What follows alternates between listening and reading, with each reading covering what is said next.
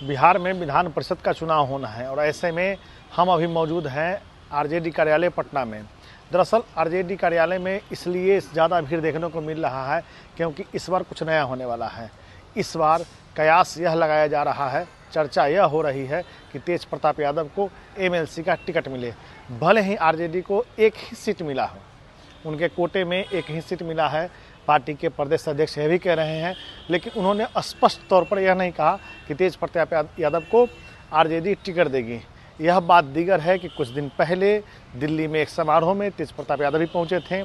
तेजस्वी यादव के बेटे का जन्मदिन था, उस मौके पर परिवार के सभी लोग मौजूद थे, तेज प्रताप यादव भी पहुंचे थे और ऐसे में पूरा चर्चा, मीडिया का पूरा फोकस इस बात को लेकर के चर्चा में है कि तेज प्रताप यादव को एमएलसी का सीट मिल जाए। दरअसल 2025 के विधानसभा चुनाव में महुआ से तेज प्रताप यादव चुनाव लड़े थे। उस दौरान पार्टी ने, आरजेडी ने भी अपने उम्मीदवार मुकेश रोशन को चुनाव मैदान में उतार दिया था और चर्चा इस बात की आ रही कि तेज प्रताप यादव एक तरफ मुकेश रोशन और दूसरे तरफ अभी वर्तमान में जो मंत्री है पीएचडी मंत्री संजय सिंह, उन तीनों के बीच लड़ाई थी और इस लड़ाई में संजय सिंह जीत गए। संजय सिंह पीएचडी मंत्री बने, फिर दोबारा सरकार गठन हुआ, फिर दोबारा पीएचडी मंत्री बने। लेकिन चर्चा इस बात की ज़्यादा रही कि क्या मुकेश रोशन और क्या तेज प्रताप, असमंजस बरकरार है। इस बात का ज़्यादा चर्चा है कि आखिर आरजेडी किसे एमएलसी बनाएगी। तेज प्रताप यादव भी पहुंचे हुए थे।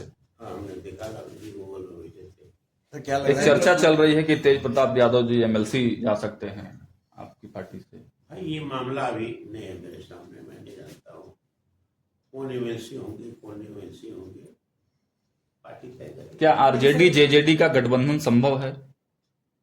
अभी तो नहीं कोई देखता है, संभव तो कुछ राजनीति में होता है, तो राजनीति में कोई चीज असंभव नहीं है। आपसे कोई बातचीत तेज प्रताप यादव जी की कुछ हुई? इनकी तेज प्रताप यादव जी हमसे क्यों बात करेंगे, हमसे तो बात नहीं। हमेशा में बैठे थे हम, लालू जी के बगल में वो थे, पिताजी के, अपने पिताजी के बगल में, आरजेडी की ओर से, बगल में हम थे, ऐसे था सोफा। आरजेडी की ओर से सर विधान परिषद के सदस्य के लिए किसी के नाम मनूने पे अभी कोई चर्चा हो रही है, क्या लग रहा है? नहीं सर, मेरी एक सीट तो बनेगा हमारा, एक सीट तो हम अपनी ताकत से बनेगा। अब एक दो हम तो 36 की 37 है। लेकिन क्या सर उस सीट पे आरजेडी का ही कब्जा होगा या फिर मान लीजिए तेज प्रताप आपके पास आते हैं तो फिर तेज प्रताप को प्रमोट किया जाएगा? एक तो तेज ये लालू आरजेडी का जो सीट है उसके हिसाब से आरजेडी को मिलना चाहिए, आरजेडी का बनता है।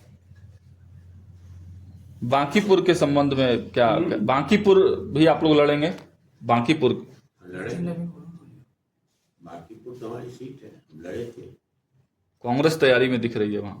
अब इसके बारे में हमको नहीं जानकारी है, पार्टी को जानकारी नहीं है। सर एक सवाल रहेगा सर, रोहिणी आचार्य जी उस मौके पे मौजूद नहीं थी, क्या लग रहा है कि अभी भी वो नाराज चल रही हैं? और खबरें ऐसी भी चल रही हैं कि शायद एक सीट जो आरजेडी की तरफ से एमएलसी में उनका भी नाम जो है सामने आ रहा है।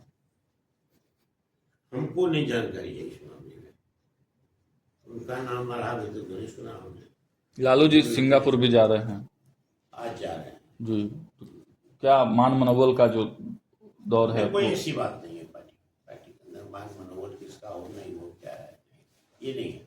जहाँ तक लालू जी का परिवार का सवाल है उस मामले में मैं कुछ नहीं कर सकता। ठीक है, एक सवाल सर, आप कट करो।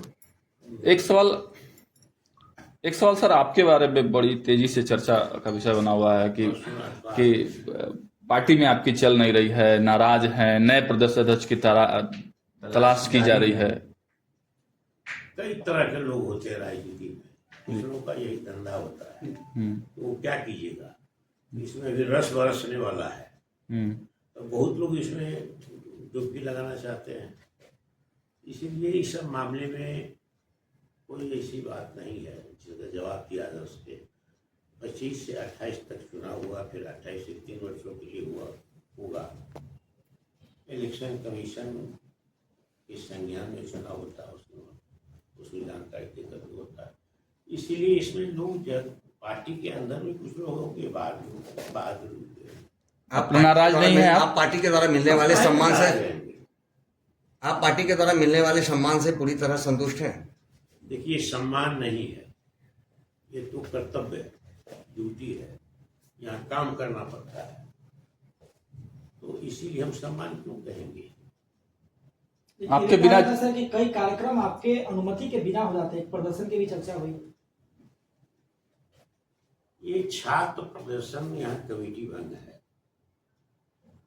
और कमेटी भंग है तो नवल जी को अभी दिया गया है। आप देखिए, जब से छात्र राजद का नाम बदला है तो उसमें इन लोगों ने जल्दीबाजी में कार्यक्रम किया, ये बात सही है, और कार्यक्रम जल्दीबाजी में किया तो पुलिस ज्यादा आ गई, संख्या मालूम नजर था,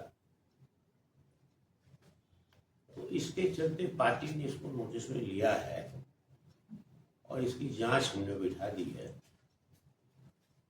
उदयनारायण चौधरी की अध्यक्षता में 5 आदमी की जांच करके कहते हैं कि गड़बड़ी कहाँ होती है, क्योंकि सारे लोगों को खबर संभवतः नहीं दी गई। किसी भी डिसीजन को लेने के लिए आपको 10 नंबर से पूछना पड़ता है।